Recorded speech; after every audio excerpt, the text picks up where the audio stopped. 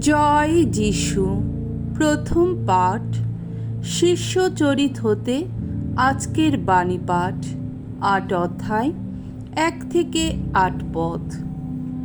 নির্যাতিত হলেও ছড়িয়ে পড়া ভক্তেরা মঙ্গল বাণী প্রচার করতে থাকেন।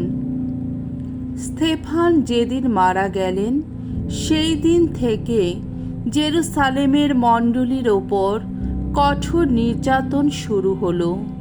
প্রেরিত দূতেরা ছাড়া অন্য সবাই জুদেয়া ও সামারিয়ার বিভিন্ন অঞ্চলে ছড়িয়ে পড়ল।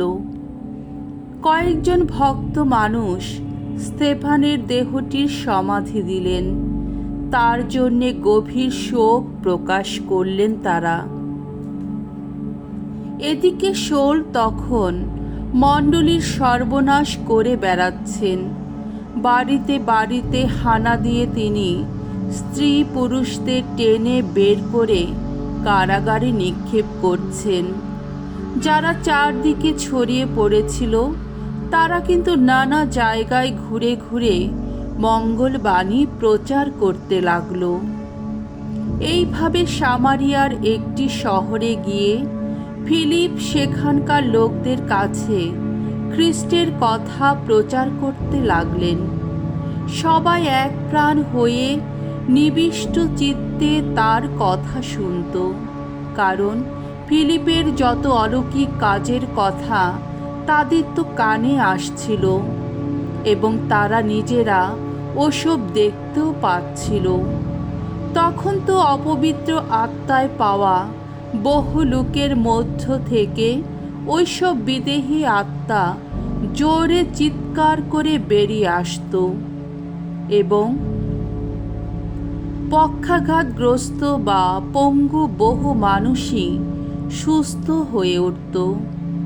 তাই সেই শহরে এক মহা আনন্দের ধুম পড়ে গেল। প্রভুর বাণী। ঈশ্বরকে ধন্যবাদ। শাম সঙ্গীত ৬৬ অধ্যায় ১ থেকে ৭ পদ।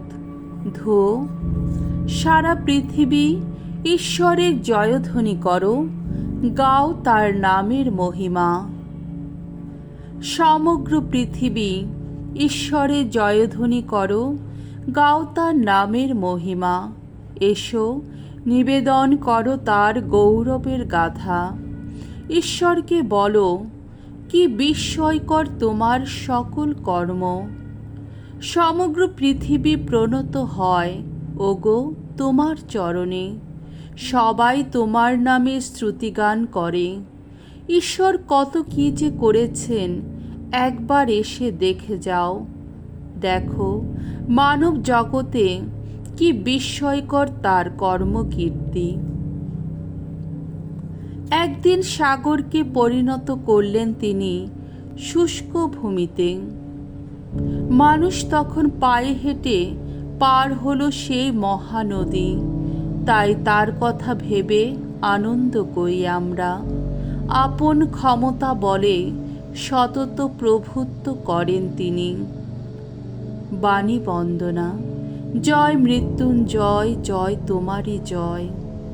আমার পিতার এই তো অভিলাষ, তার পুত্রের ওপর যারা রাখবে বিশ্বাস, শাশ্বত জীবন পাবে তারা।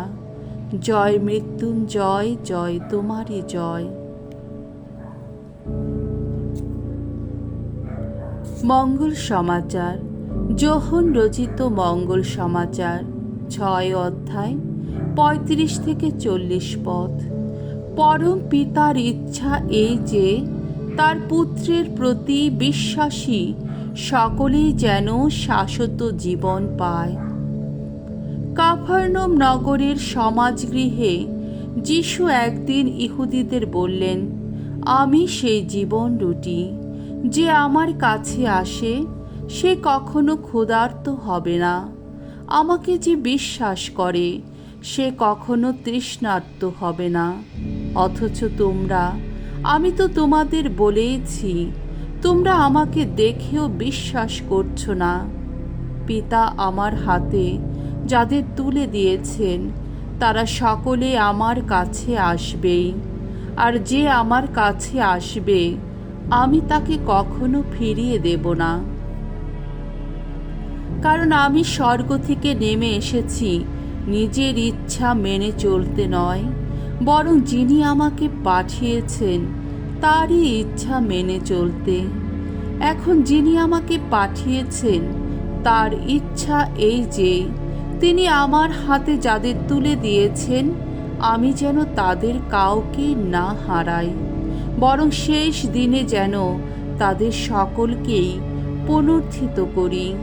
হ্যাঁ, আমার পিতার ইচ্ছা হলো এই যে তার পুত্রের দিকে যারা তাকায় ও তার প্রতি বিশ্বাসী হয়ে ওঠে তারা সবাই যেন শাশ্বত জীবন পায়। আমি তো নিজেই শেষ দিনে তাদের পুনরুত্থিত করব। প্রভুর মঙ্গলময় বাণী।